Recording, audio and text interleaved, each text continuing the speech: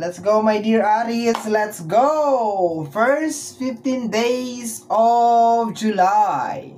This is from July 1 hanggang July 15, 2024. And this is a general reading. May lumilipad talagang langaw. Mamaya ka sa akin. Okay, so my dear Aries, reminder lamang tayo mga my dear na ang gagawin natin ngayon ay general reading. So, hindi ito 100% na magre-resonate para sa ating lahat. So, please mga my dear, lower your expectation pagdating po sa mga general reading. My dear Aries, ang laki nung langaw na nakapasok. Saan ka nagdaan? Saan ka nakapasok? Sabi nga sa pintuan. Okay, my dear Aries, let us focus with your reading. Sabi,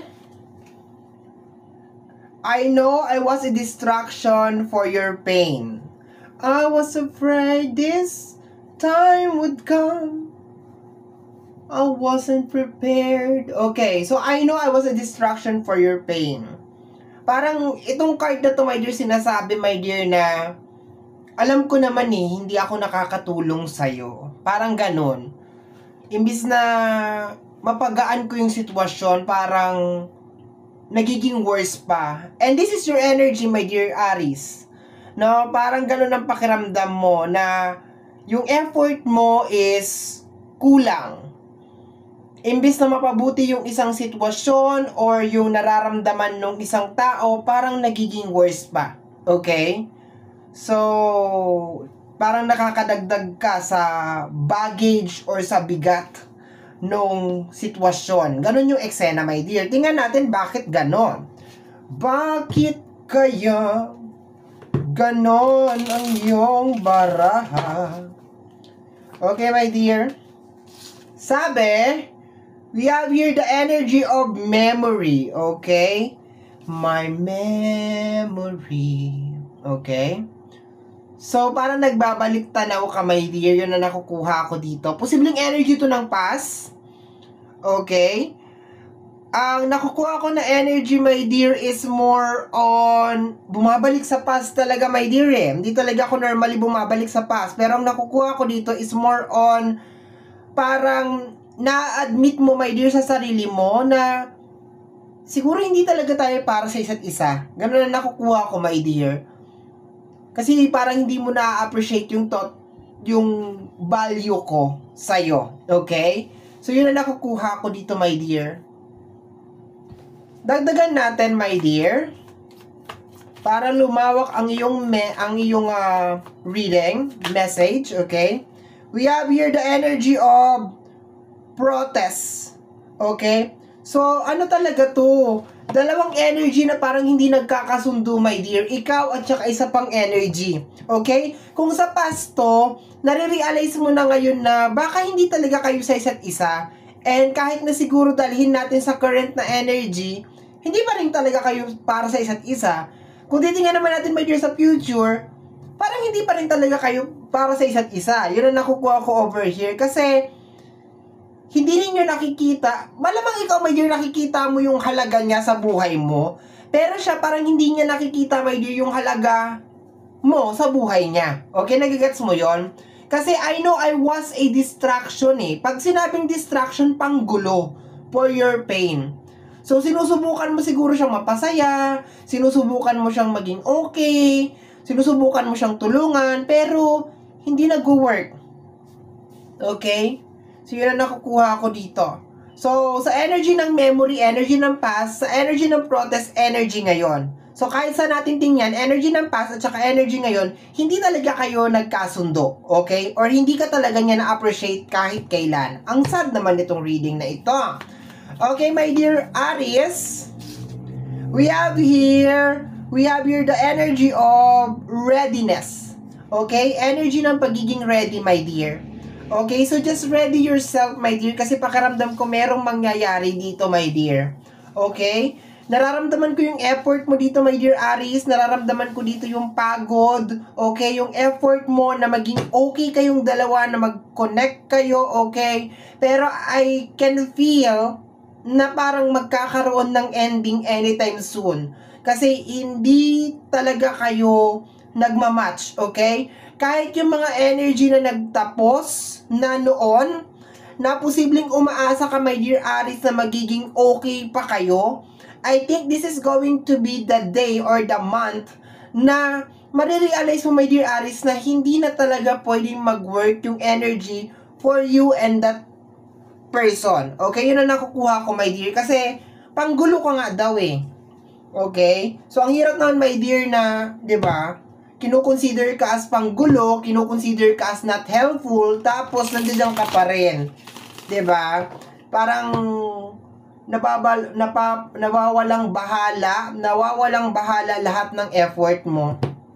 Okay? So, you are preparing yourself. No? Ang good sa dito, my dear, sa energy na to, alam mo, aware ka. You are just trying your best. Okay? You are just trying your best na baka mag-work, baka ma-appreciate niya ako, di ba? Baka makita niya yung value ko, that I am just a girl floating in the ocean, asking him to love me. Okay, di ba? To love me. Okay? So, let's go, my dear Aries. Aries, nang tayo'y nagkakilala. Parang ganun lang yung love story nyo, my dear. Isang linggong pag-ibig lang. Ang short. Okay, tingnan natin, my dear. Additional cards, additional message, Aries. Additional message, we have here the energy of the hangman. Okay? So, there is a reason kung bakit mo na-i-experience yan. Okay? There's a reason kung bakit. Hindi yan aksidente. Okay? Baka sasabihin mo ganon, bakit? Bakit sa akin? Bakit ako? Bakit? Ginawa ko, diba? There's a reason kung bakit. There's a reason kung bakit mo siya na-experience, kung bakit siya dumating sa buhay mo. Okay, my dear, there's a lesson learned. Okay, let me see. There's an energy ng hangman. The chariot. For you to be a strong person. Kasi ito yung, my dear, yung energy ng chariot. This is a warrior na energy. Kasi, kahit anong gawin mo, my dear, makaka-encounter ka talaga ng ganitong mga tao. Yung tao na ibinigay mo na lahat, kulang na lang i-donate mo yung buong dugo mo, my dear, para sa kanya, pero never niyang nakita yon. Never niyang ma-appreciate yung bagay na yon, my dear. I do not really know kung ang tinutukoy talaga dito, my dear, sa reading na to is your partner, or posibleng ibang tao, because this is a general reading, okay? Pero nandito na yung energy ng water sign, especially yung energy ni Cancer. Okay, let's go. Additional cards, my dear Aries. We have here, the Two of Swords. Dalawa to, okay? We have here the Two of Swords, my dear. Sa taas na camera ko lang siya ilalagay. We have here the Two of Swords. This is a denial energy. No, hindi to madali sa'yo, my dear. Okay, hindi ito magiging madali sa'yo natanggapin at lulukin na kahit kailan hindi ka nag-exist sa buhay niya. Or there is no chance for this energy to actually appreciate you. To give you value, di ba? Yun ang nakukuha ko dito. Parang hirap na hirap ka.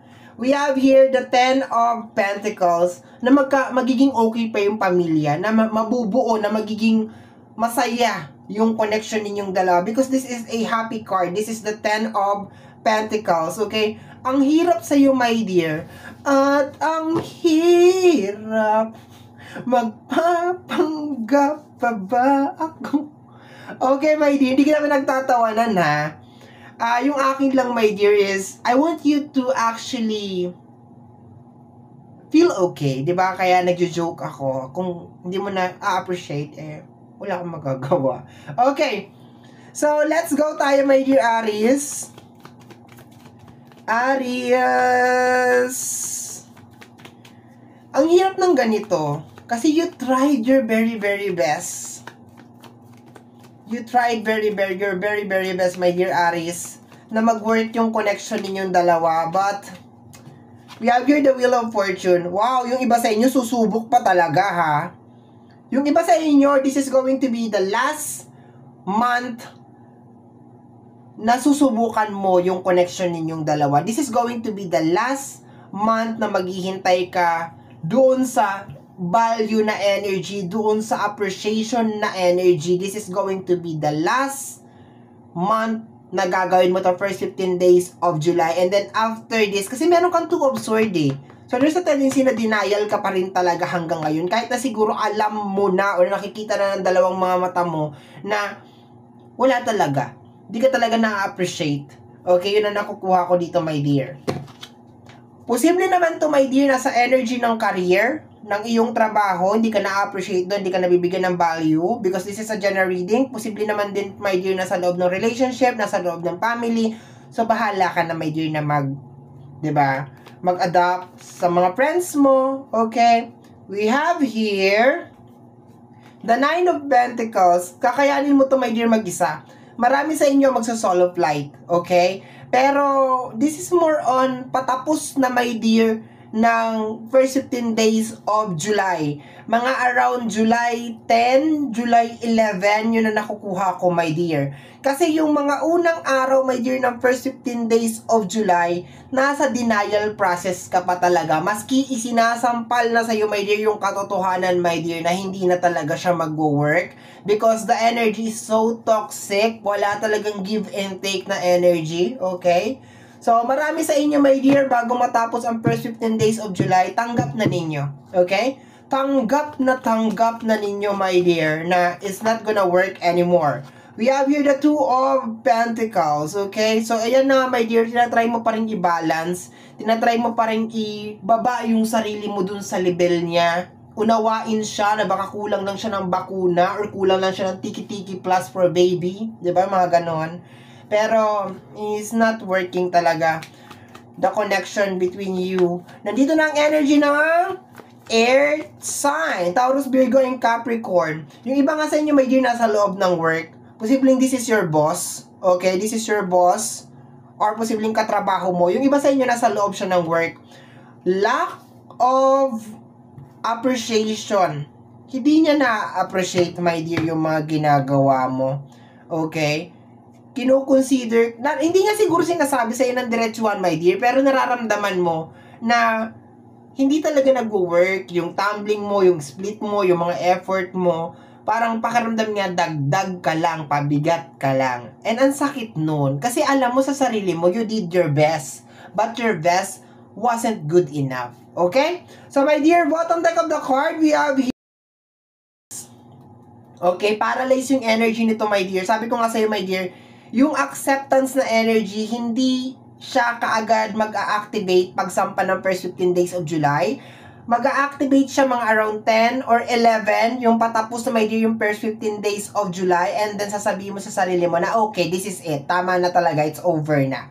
Okay? Pero so far, stuck yung energy mo, my dear. Silipin pa nga natin. We have here the Strength card. You have here the 8 of Cups. Aalis ka talaga very, very soon. The Devil energy and the Lovers. Okay? So, ayan, my dear, oh. Confirm na confirm. Kita mo? Kita mo. Okay?